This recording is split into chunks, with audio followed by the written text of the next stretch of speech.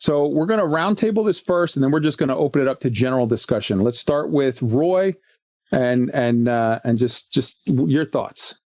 Well, first, I'd point out to our listening audience that Kai's excellent sort of minute-by-minute breakdown is in the show notes with timestamps. So if you wanted to check in on any of that, please check the show notes, as well as the 19 other points he mentioned there for the feedback.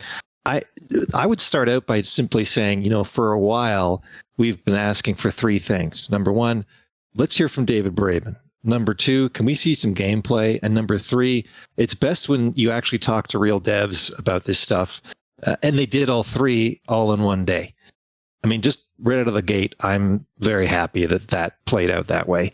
I think beyond that,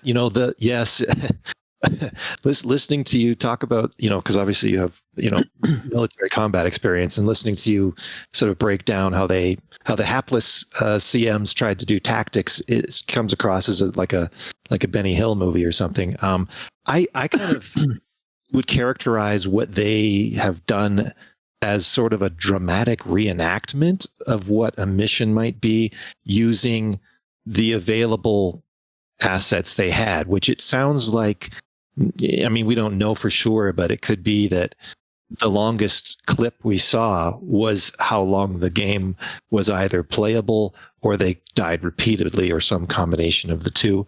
The only issue I would have with, and even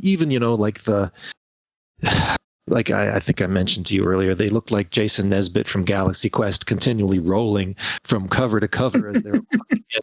And yeah, that was kind of funny. But I if what they were demonstrating is actually something that would be useful when they're in a mission with all of those mechanics turned on, then I'm okay with that. Certainly it could be done, perhaps better tactically than they did it. But again, it was to try to, I think it was sort of like this, we always talk about headcanon, and it was like they were sharing the headcanon with us using the available assets. So I'm cool with that.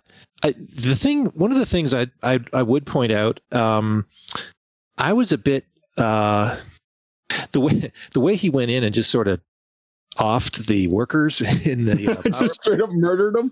Yeah, that to me was sort of a bit of cognitive dissonance in how they were handling the mission.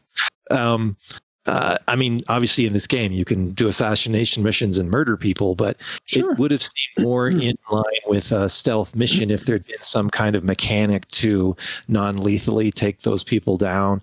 And lots of games have lots of examples of that, so I don't need to belabor it. It's just, that's going to seem like a bit of a drag if that's your only choice. Either run around and do electronic spoofing or murder people, and there's no sort of in-between way to stealth incapacitate people. Maybe that comes out and they just didn't show. I mean, but at the same time, if you get tasked with a mission and you're inserted into Liberia and they're making yellow cake uranium, and your job is to kill everybody in the facility and then get rid of all of the stuff, then that's what you're going to do. You're going to do the job. They have a variety of different mission types and game loops. I could certainly see that. I could also see there's a lot of games where I've played the stealth mechanic where I enjoy the challenge of, and they said that they actually said in the live stream that there are going to be bonuses in some missions for not killing anybody, even assassination missions if you only kill the target. So I'm just curious if I don't think there's any argument that there's game loops in other games where it's advantageous to not kill anybody.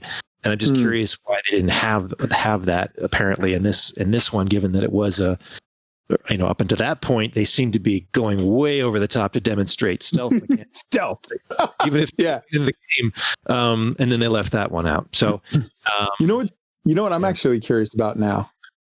If they had stealthed in, right, and walked right up to that panel that did the atmosphere, and he had dropped the e-breach on the panel to vent the atmosphere, because he was wearing a helmet, as was his buddy. Zach and Bruce were wearing helmets, but the two guys in the building weren't.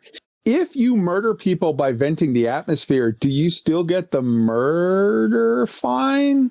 Because you didn't technically kill him. It was the lack of air in the room that killed him. Yeah. I've seen here in the Twitch chat here, Beyond Aeon had an interesting suggestion. Like maybe they could go into the control room and just order the workers out. I mean, if commandos show up with guns and you're unarmed workers in some sort of science job, are you going to stand around there, or if they say get the heck out, you're going to get the heck out? Like that could be a mechanic as well, even though it could set off the alarm and so forth. It's another way to. There's lots of ways to handle that. Also, not for nothing, you could shoot them with a fucking trank gun. I'm sure they have trank guns in the 33rd century, or set phasers to stun bullshit or whatever. Yeah, maybe you should just shoot at the ceiling and they start running. I don't know. I'm curious. One mechanic we didn't see, and although they had talked about it in the live stream, and I think previously with the death mechanic, I'm wondering if there's going to be anything to do with these med packs where you can help other members of the team, or revive if it's solely a solo venture. If you got a med pack, you can boost your health. If you got med packs, can you help your buddy? Just knock down. I don't know. That'd be a cool squad mechanic. I don't know. I haven't seen anything on that. I guess I'd wrap up by saying I thought it was fine. I thought it was fine when we saw lots of questions. We'll see it in the alpha. I give them a big kudos for like giving it the college try. I think they took the same spirit as they did with the sort of Ron Burgundy newscast and sort of tackled this thing as best they could. Who knows what kind of triage they're running, trying to get the assets and the people and everything together when they're all remote, or one guy can go in and can't stand close to somebody else, and who knows? There's all kinds of complications there, I'm sure. But I'm glad they did it. I'm glad we saw it. The thing that's still kind of a big question for me that I'll be very interested to see in the alpha is kind of like, what are they hanging their hat on? Is this simply a pretty good shooter within a space game, or is there aspects? I think we've seen some hints of aspects of it that might be superlative, like sound design, for example, or just the fact that this is being placed into an end-to-end galaxy simulation. Those are nothing to sneeze at. But is there anything else? They had previous, whether I think it was the dev stream where they're showing the videos of shooting real weapons and putting that into sound design, or I kind of think about, for example, Valheim, the survival game that's shot to fame. Presumably, and I think our guest could actually talk a bit about this since he's going to be streaming it. But the way I understand it, one of the ways that they've really captured that market is by taking out things that are annoying in survival games and leaning into things that are fun in survival games. And I'm just curious. I've been interested ever since I heard about Odyssey of what's going to be FDev's special stamp on FPS. Is it going to be a watered down Me Too product, or are there going to be aspects of it that are actually unique and interesting just as an FPS? It doesn't have to be the thing that's going to shoot to the top of the esports league, but there could be some fun things they put in that you don't see in other FPSs, and I'm still curious to see what those are going to be.